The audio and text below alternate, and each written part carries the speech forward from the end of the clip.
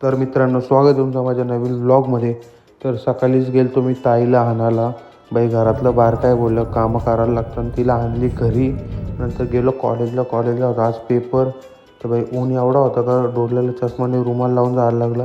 बाई इथं मैत झालता का काय समजा ना, एवढी पोराकाला जमलेली. नंतर आलो इथं खायला.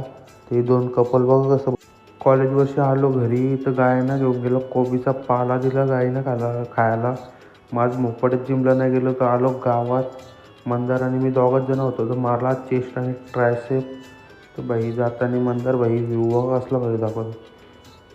मस्त व्ह्यू होता, एक नंबर कसला भारी व्ह्यू होता. तो ही आमच्या गावाची जिम आहे, गिरवल्या गावाची.